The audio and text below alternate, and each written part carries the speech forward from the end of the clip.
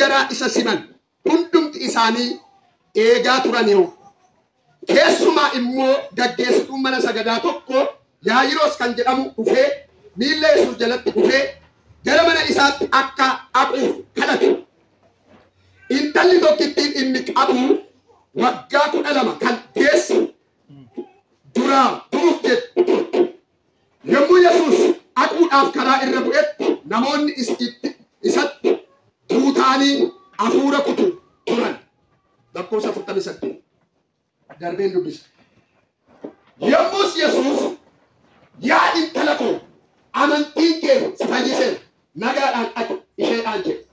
Utuu inni kana dubbachaatti jiru immoo namni gaggeessituu mana sagadaa sanaa tokko ergaa himuu dhufee Yaayiroos intalli kee duuteetti si'achi barsiisicha hin amaasin jedhe.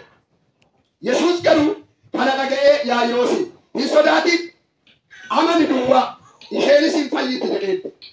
Namicha bira yommuu ga'e Phexros, Yohannis, Yaaqoob akkasumas abbaa mucattii fi haadha ishee malee namni kan biraa isa wajjin akka hollitu hin barbaanne. Achis hundinuu mucittiidhaaf hin watwaatus turan. Yesuus immoo hin boo'ina intalittiin hin duune rafuutti jirti malee jedhe. Isaan hundumti isaanii garuu intalittiin akka duute beeku waan turaniif itti kolfan. Yesuus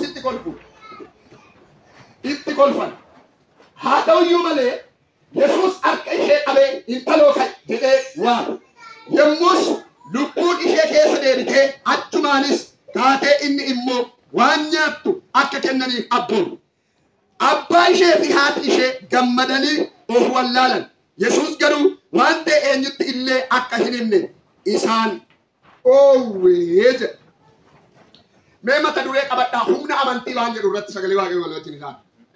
Humna amantii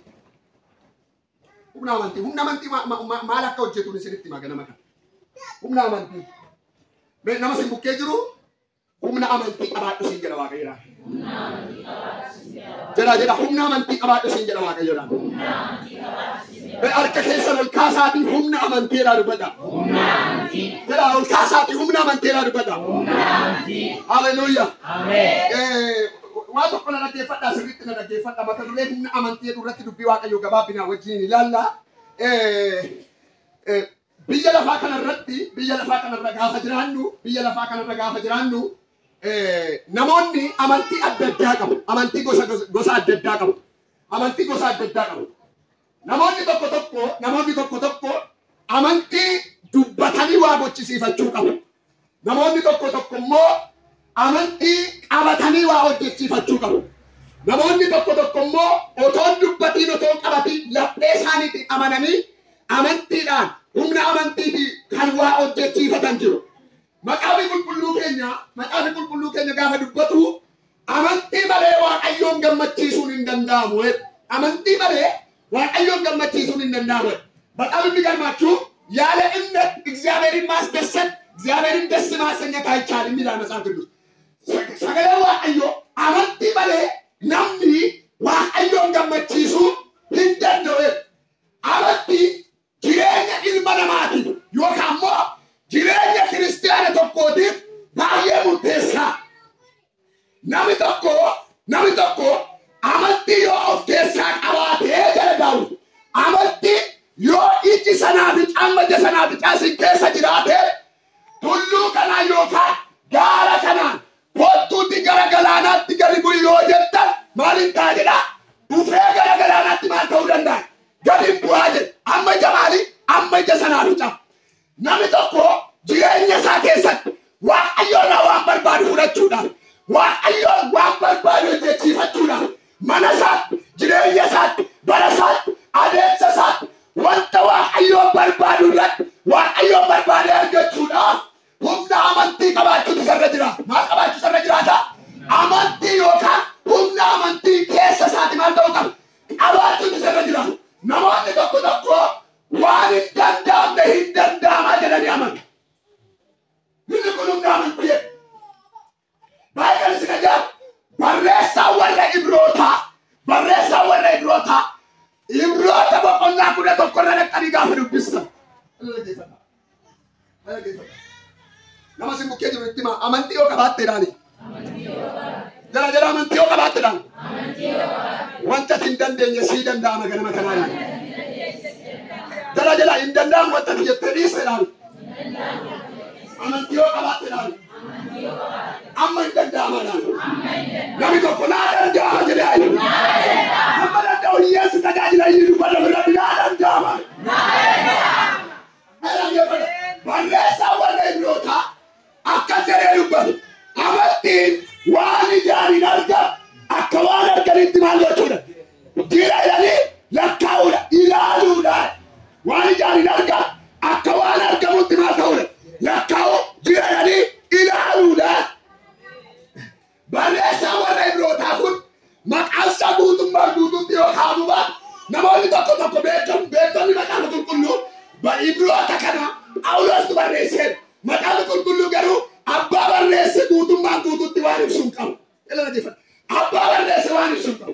Garuu boqonnaan 11 kuni waa'ee amantiiti kan nutti namoonni tokko tokko mana isaanii keessa waan hin jirre akka waan jirutti lakkaa'anii nama bira kaa'anii mana koo keessa jiran nan barbaadu.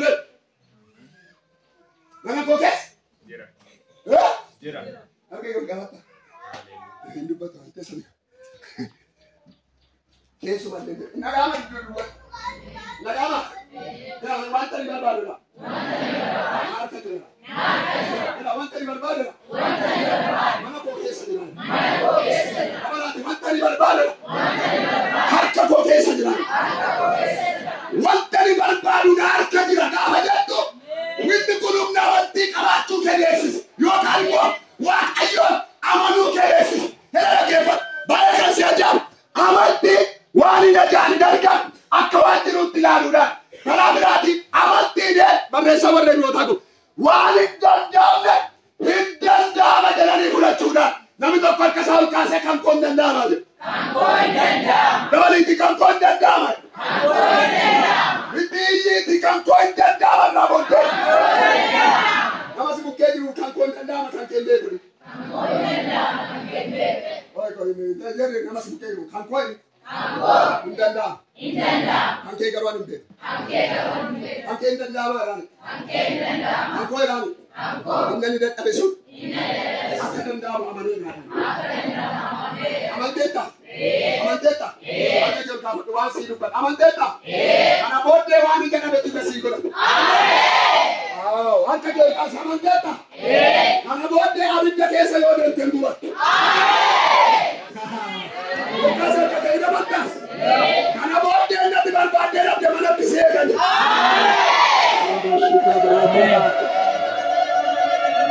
Welkawan welkawan aman teta. Akasih jerawakan. Unda mantri kalau tidak mantap tanah wani dia ada silurat juga. Amin Yesus.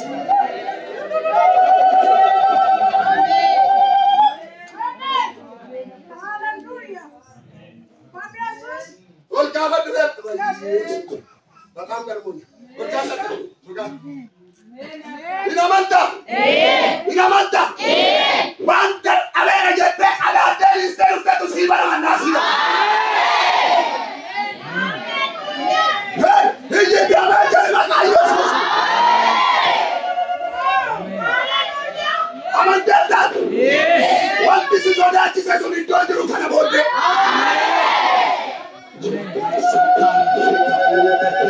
Nama si bukti dulu, nama teta hotel. Jadi umna mantis kesa jira hotel.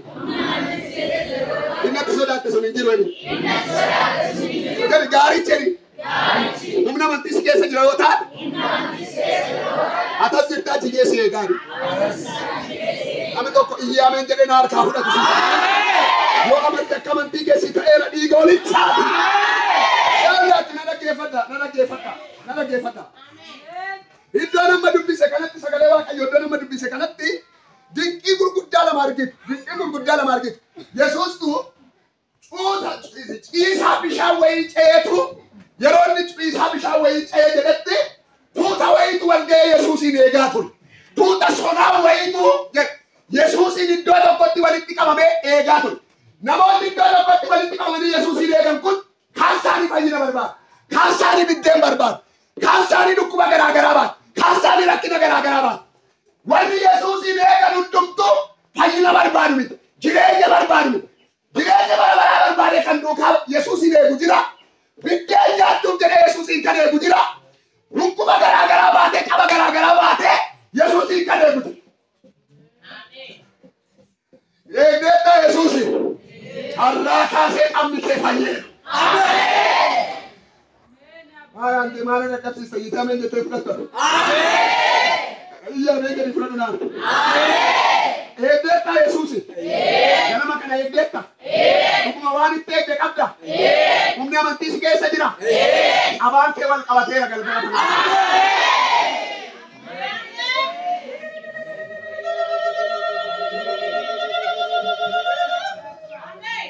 मैं इन्हें चावल रूम तो वाले टिका दे ये गाड़ी ने देखा यीशुसी ये लोग ऐसा सामित तेरा को हुट्टुम तू तानी से इसने तेरे हुट्टुम तू तानी से भाई ये कैसे ना क्या यीशुसी दुका कर देमुस यीशुसी करेमुस वाले तेरे बात क्या नमान को तू आता है कोको बिल्कुल बर्बाद Biddeen naa kenne Yesuus jedhee. Yesuus immoo rakkoo biddeenii kennu nyaadhaa jedhaa. Kaasaan immoo caba wayii qabu. Caba isaanii irraa fayyuudha. Okkola isaanii irraa fayyuudha. Goomuu isaanii irraa fayyuudha. Fayyaa argachuudhaaf Yesuusiin eegu. Baay'ee kan isin ajaa tuuti iddoo sanatti walitti qabamee hundumtuu gaaffii qaba. Gaaffii warra qaban keessaa garuu amantii humna kan qabu namoota lama. Nama si bukkee jiru itti bu'e ani amantii humna qabu waan qabu fedhe. Fayyeen baari. Sibira fayyeen baari. Torbee har'aani. Dhugabamsaa fannaa baddaani. Jedhetti mi maal dhaabattallee dhugabamsaa miti. Dhugabamsaa fannaa baddaani. Kan fayyu kumaatama kan dhugabamu tokko. Jedhi dhugabamsaa fannaa badda torbee har'aani. Dubbatteetta? Akkuma dubbatte kana sirratti ta'e. Ameen. Dhaggeeffadhaa sirriitti dhaggeeffadhaa.